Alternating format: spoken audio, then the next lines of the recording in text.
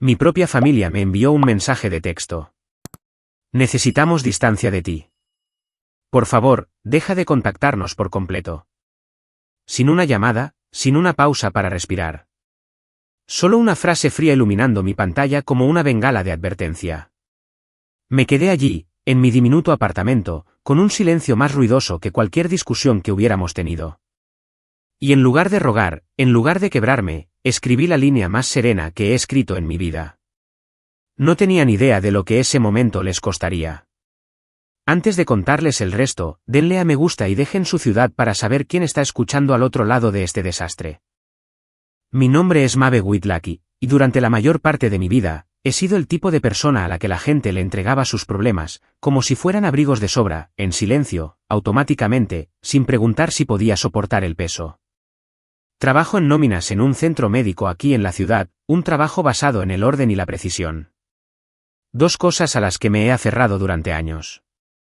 Mi apartamento refleja eso, luces suaves, encimeras limpias, recibos archivados por color en un cajón que se atasca un poco cuando hay humedad. Nada lujoso, solo estable. Y la estabilidad en mi familia siempre ha significado una cosa: yo pago. A mi madre, Linda, le encanta decir que la familia ayuda a la familia. Normalmente lo dice cuando está cerca del fregadero, con una toalla en la mano, haciendo eso de suspirar en lugar de terminar sus frases. Mi padre, Robert, prefiere algo más directo, sermones sobre la lealtad y el deber. Sobre cómo no me crió para andar regateando con mi propia sangre. Si su voz se tensa, significa que se espera que yo cubra cualquier factura que esté flotando en el ambiente. Y luego está mi hermana, Nora. Es 3 años menor que yo, y toda una vida más ruidosa. De pequeñas, siempre supo cómo convertirse en el centro de atención de una habitación. Chaquetas nuevas, peinados nuevos, dramas nuevos. Me llama a la banquera. Mitad broma, mitad arma, totalmente conveniente cuando necesita un depósito de seguridad o una recarga para el pago de su coche. Y cada vez que intentaba decir que no, el coro familiar intervenía: no seas dramática. Sabes que no puede hacerlo sola. Sabes que tú eres la responsable. Incluso la familia lejana seguía el juego. Nuestro chat de grupo era un flujo constante de actualizaciones, fotos, memes y quejas, hasta que surgía el tema del dinero. Entonces, de repente, todas las voces se agudizaban, recordándome cuánto habían dado mis padres, cuánto merecían ahora un respiro, cómo no debía hacer las cosas incómodas. Nunca importó que no conocieran mi presupuesto o los malabares que hacía cada mes para mantener a todos a flote. En medio de todo este ruido, la única persona que nunca se aprovechó de mí fue mi tío Grant. Dirige un pequeño servicio de mudanzas al otro lado de la ciudad, el tipo de trabajo que te da manos fuertes y una lectura silenciosa de las personas. Nunca pidió nada, nunca insinuó nada. Solo observaba. No me di cuenta de lo importante que eso sería hasta mucho más tarde. Durante años, me dije a mí misma que esto era normal. Todas las familias tienen roles, y el mío resultó ser el de pagar las emergencias, los déficits y los "te lo devuelvo la semana que viene", que nunca llegaban. Me dije que no era personal. Pero cada vez que abría mi aplicación bancaria, cada vez que veía mis propios planes encogerse para que los suyos pudieran crecer, algo pequeño dentro de mí se tensaba. Y entonces llegó la noche en que todo llegó a un punto de quiebre. La noche en que llegó ese mensaje de texto, ese que se sintió menos como un mensaje y más como un portazo. Los días previos a ese mensaje se sintieron extraños, de una manera para la que no tenía palabras en ese momento. Pequeños cambios, pequeñas punzadas, momentos que deberían haberme resbalado, pero que en cambio se me metieron bajo la piel como arena. Comenzó con Nora, como solía ocurrir. Apareció en casa de mis padres con un abrigo nuevo, con las etiquetas todavía marcadas en la tela, e inmediatamente empezó a hablar del apartamento más seguro que estaba considerando al otro lado de la ciudad. No me miró cuando lo dijo. No tenía por qué hacerlo. «¿Cubrirás el depósito, verdad?», preguntó, mientras revisaba su teléfono, con una voz casual, como si estuviera pidiendo comida para llevar. Dije que no. No en voz alta, no con enfado, solo un no firme que había practicado en el espejo del baño. Mi madre, Linda, se quedó helada con un plato en la mano. Mi padre, Robert, inspiró lenta y decepcionadamente. Eso fue todo lo que hizo falta. El ambiente de la habitación cambió, el aire se transformó y, de repente, yo era la egoísta de nuevo. Nora ni siquiera se inmutó. Vamos, banquera, dijo, sonriendo como si estuviera al tanto de un chiste que yo no entendía. No es para tanto. Me fui temprano esa noche, me senté en mi coche con el tic-tac de la calefacción y me pregunté por qué un simple límite se sentía como un crimen. Pero el verdadero golpe llegó 2 días después, cuando sonó el teléfono de mi oficina. Respondí con mi voz de trabajo, tranquila, cortante y profesional, solo para escuchar al propietario de mis padres confirmando alegremente la renovación de su acuerdo de depósito automático. Mi acuerdo de depósito. Me agradeció por anular un cargo por retraso. Un cargo por retraso que yo no sabía que existía. Luego continuó hablando, mencionando cómo mis padres le habían dado mi correo electrónico del trabajo y aparentemente, mi horario para que pudiera contactarme en un buen momento. Recuerdo mirar la pared frente a mi escritorio, el cuadro barato de lienzo volviéndose borroso mientras un calor me subía por el cuello. No solo habían usado mi dinero. Habían abierto la puerta a mi vida profesional, repartiendo información personal como si fueran recuerdos de fiesta. La privacidad no era algo que hubiera asumido que debía proteger de mi propia familia. Pero, de repente, no estaba segura de tener ninguna. Esa tarde, conduje directamente a su complejo de apartamentos. El pasillo olía a producto de limpieza y a sobras de comida para llevar. Los senté, mis padres en el sofá hundido que yo había comprado, Nora apoyada en el umbral de la puerta, y dije las palabras que me había tragado durante años. Merezco saber por lo que estoy pagando. El rostro de mi madre se endureció. Nos sentimos atacados. Mi padre se cruzó de brazos. Usa ese tono con tus compañeros de trabajo, no con nosotros. Nora se rió desde el pasillo. ¿Te damos la propina ahora o más tarde? No fue una pelea. Ni siquiera fue ruidosa. Fue peor, crueldad casual, ejecutada con la facilidad de la memoria muscular. Me fui sin terminar mi frase. A la tarde siguiente, apareció la notificación del chat de grupo. El mensaje que lo cambió todo. Necesitamos distancia de ti. Por favor, deja de contactarnos por completo. Algo dentro de mí no se rompió. Encajó en su lugar, permanentemente. Los minutos posteriores a ese mensaje de texto se sintieron suspendidos, como si el aire se hubiera espesado solo para mantenerme quieta el tiempo suficiente para entender lo que había sucedido. Mi familia no pidió espacio. Declararon un exilio. Sin discusión, sin confusión, un veredicto. Y casi al instante, su silencio irrumpió, brillante, resonante, final. Me senté en el borde de mi cama, mirando el mensaje hasta que la pantalla se atenuó. Sin ira, solo una claridad fría y asentada que nunca antes había sentido. Si esta era la distancia que querían, podía respetarla plenamente. 1 hora más tarde, mi teléfono vibró con un nombre que no esperaba, tío Grant. Nunca llamaba a menos que hubiera una razón. Cuando contesté, su voz era firme, cuidadosa. Estoy en casa de tus padres, dijo. Me pidieron que les ayudara a empacar. Por un momento, pensé que había oído mal. ¿Empacar qué? Todo, dijo en voz baja. Ropa, platos, fotos. ¿Se mudan? Cerré los ojos. Por supuesto que lo hacían. No solo estaban cortando el contacto. Se estaban desarraigando físicamente, desapareciendo sin dejar rastro, dejándome atrás como una factura que ya no querían. Grant dudó antes de añadir, me aseguraré de que te devuelvan todo lo que tenga tu nombre. No te preocupes. Él no tomaba partido. Simplemente se ocupaba de la verdad. Y esa verdad, el de pie en el salón de ellos, empaquetando sus vidas, me golpeó más fuerte que el propio mensaje de texto.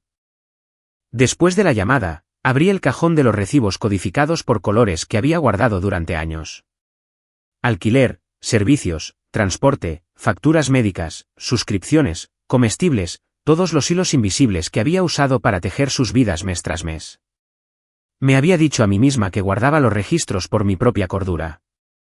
Pero en ese momento, se sentían como un mapa, un registro de cada lugar donde me había abandonado a mí misma para mantenerlos a flote. Extendí los recibos por el suelo.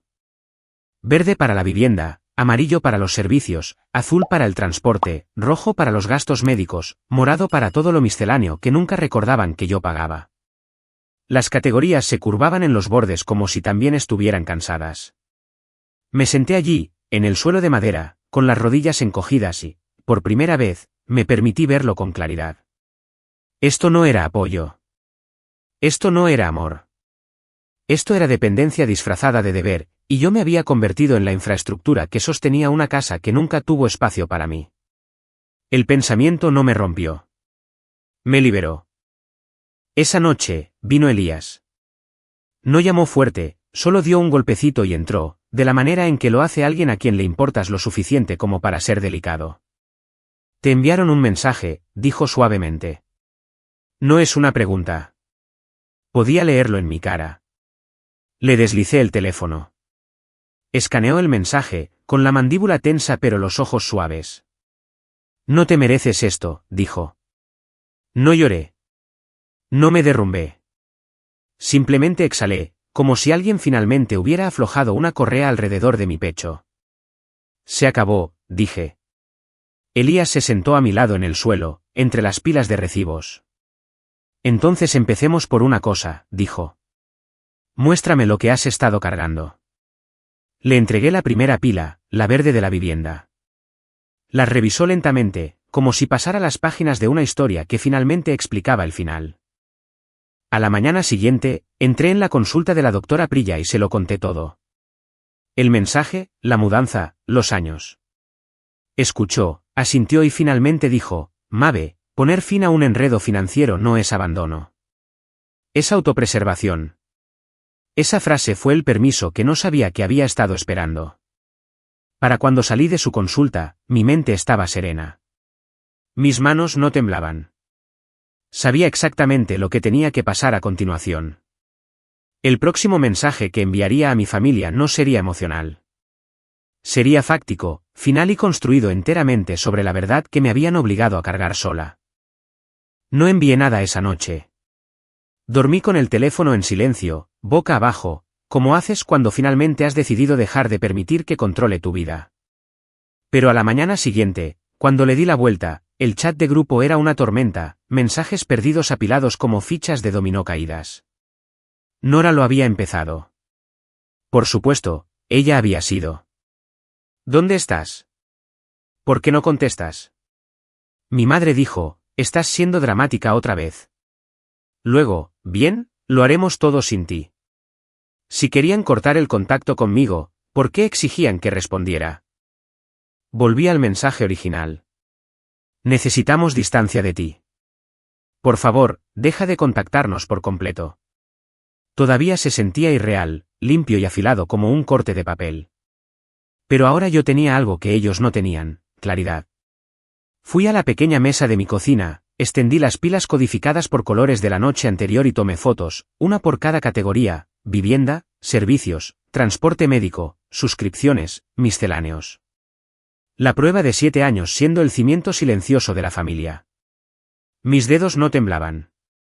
Solían hacerlo. Ya no. Luego abrí el chat de grupo familiar. Mi mensaje llegó como un único bloque de precisión silenciosa. Estoy respetando su solicitud de distancia. Aquí tienen un resumen de los pagos que he estado haciendo en su nombre.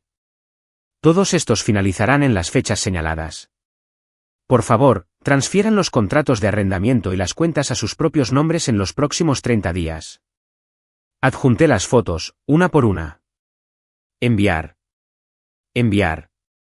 Enviar. Y luego añadí la línea que sabía que finalmente les haría dejar de fingir que no entendían mi contribución. Por supuesto, cancelaré mis depósitos directos a primera hora. Durante 2 minutos, silencio.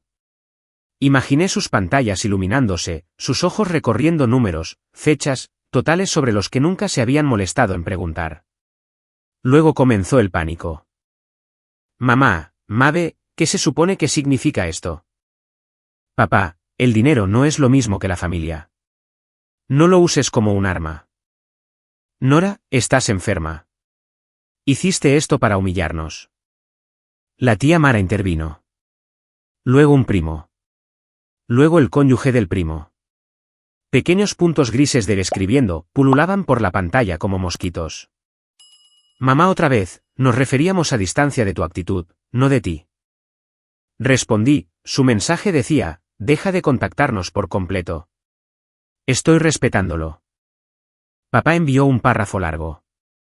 Sin puntuación, todo furia. Después de todo lo que hicimos por ti de pequeña, así es como nos lo agradeces. Te confiamos nuestras facturas porque pensábamos que entendías mejor que esto lo que es la familia.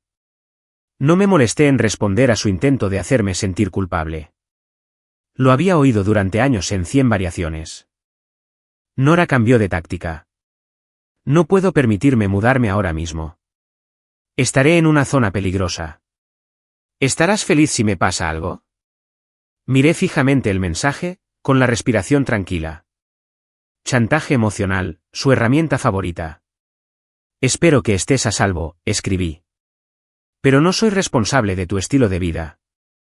Silencio. Luego llamó mi madre. Luego mi padre. Luego Nora. Llamada tras llamada. Cada una sonando en mi pantalla hasta que activé el modo no molestar. Querían una reacción. No les iba a dar ninguna. Una hora más tarde, apareció un nuevo mensaje. No en el chat de grupo, sino en privado. Grant. Dejaré unas cajas esta noche, escribió. Cosas que te pertenecen. No las abrieron. Hice una pausa. ¿Qué me pertenecen? Cuando llegó esa noche, se paró en mi puerta sosteniendo 3 cajas apiladas ordenadamente. Su chaqueta estaba polvorienta de mover muebles. Intentaron meterme prisa, dijo. Me dijeron que no me molestara con nada que no fuera de ellos. Pero vi tu nombre en algunas cosas. Dejó las cajas en el suelo con cuidado. Dentro, paños de cocina sin abrir, una licuadora todavía en su embalaje, un router que nunca habían instalado. Cosas que yo había comprado para ellos. Pequeños intentos de hacerles la vida más fácil, apartados, olvidados, todavía precintados. Grant observó cómo lo asimilaba. Hiciste mucho más por ellos de lo que nunca admitieron, dijo. No dejes que tergiversen esto. Sentí que algo se retorcía en mi pecho de todos modos. Duelo, creo, no por perderlos, sino por ver finalmente la verdad sin el filtro de la obligación. Cuando Grant se fue, el chat de grupo explotó de nuevo. Mamá, ¿cómo pudiste dejar que Grant viera nuestros asuntos privados? Papá, nunca te perdonaremos por avergonzarnos así. Nora, espero que estés orgullosa. Lo arruinaste todo. No escribí nada. Puse mi teléfono en la encimera y me serví un vaso de agua. Lo bebí lentamente, deliberadamente, en silencio. Pasaron 10 minutos antes de que los mensajes cambiaran de tono. De la ira a la súplica, tan predecible como las mareas. Mamá, por favor, no hagas esto. Tu padre no está durmiendo. Papá, trabajé toda mi vida. Me debes respeto. Nora, si dejas de pagar el plan de teléfono, ¿cómo se supone que voy a llamar al trabajo o pedir ayuda? Respondí solo una vez. No voy a discutir más sobre dinero. Otra pausa. Luego, el patrón familiar sostenido durante mucho tiempo se resquebrajó frente a mí como un huevo caído sobre baldosas. Nora, de nuevo, simplemente no entiendo por qué eres tan fría ahora. Respondí, me dijiste que no te contactara. Simplemente estoy haciendo lo que pediste. Esta vez, nadie respondió. El silencio se extendió lo suficiente como para que pudiera oír el zumbido de mi refrigerador, el suave golpeteo de los pasos del apartamento de arriba. Sonidos reales, sonidos presentes, mi propia vida resurgiendo. Pero la paz no duró mucho. A medianoche, el chat de grupo se iluminó de nuevo. La familia lejana se unía ahora. Tía Mara, nunca esperamos esto de ti, Mabe. Primo Blair, esto es extremo. Podrías haberlo manejado mejor. Otro primo, la familia se sacrifica por los demás. ¿Por qué tú no puedes? No respondí. En su lugar, subí un documento simple. Plantillas de presupuesto, ayudas para el alquiler, recursos, números de contacto de proveedores de servicios, herramientas generales para ayudarles a valerse por sí mismos. Al final, escribí, son capaces. Siempre lo han sido. No siguió ningún ruido, solo una quietud tan completa que se sintió como salir de una tormenta y entrar en un pasillo silencioso. Alrededor de las 2 de la madrugada, apareció un último mensaje de mi madre. Si haces esto, estás muerta para mí. Me quedé mirando la frase durante mucho tiempo. No porque doliera, sino porque no lo hacía. Siento que te sientas así, escribí, y puse mi teléfono boca abajo. En la oscuridad de mi apartamento, por primera vez en años, sentí algo que me asustaba más que su ira, alivio. Por la mañana, el chat de grupo estaba en silencio, un eco antinatural y quieto después de días de ruido. Hice café, me senté en la pequeña mesa de mi cocina, y por primera vez en años, no me preparé para una crisis. En su lugar, abrí mi ordenador portátil y terminé lo que había empezado. Cambié contraseñas, eliminé mi tarjeta de servicios compartidos, finalicé cada pago vinculado a sus nombres. Cada confirmación se sintió como cortar un hilo que había estado demasiado apretado alrededor de mis costillas. Más tarde esa semana, me senté frente a la doctora Priya y le dije que me sentía a la vez más ligera y aterrorizada. Ella sonrió amablemente. La paz puede parecer peligrosa cuando has vivido en el caos. Elías vino esa noche, trayendo comida para llevar y una comprensión silenciosa. No ofreció consejos. Simplemente se sentó a mi lado en el sofá, con sus rodillas tocando las mías, anclándome. Estoy orgulloso de ti, dijo. Y por una vez, me lo creí. En las semanas siguientes, mi vida no se volvió más ruidosa. Se volvió más clara. Caminaba sin revisar mi teléfono. Cocinaba la cena sin esperar a que alguien necesitara algo. Y lentamente, el silencio dejó de sentirse como abandono y empezó a sentirse como libertad. Aprendí que el amor sin respeto no es amor, y que los límites no son crueldad, son supervivencia. Si alguna vez has tenido que alejarte de alguien a quien querías solo para salvarte a ti mismo, comparte tu historia en los comentarios. Y si esto resonó contigo, suscríbete para no perderte la próxima.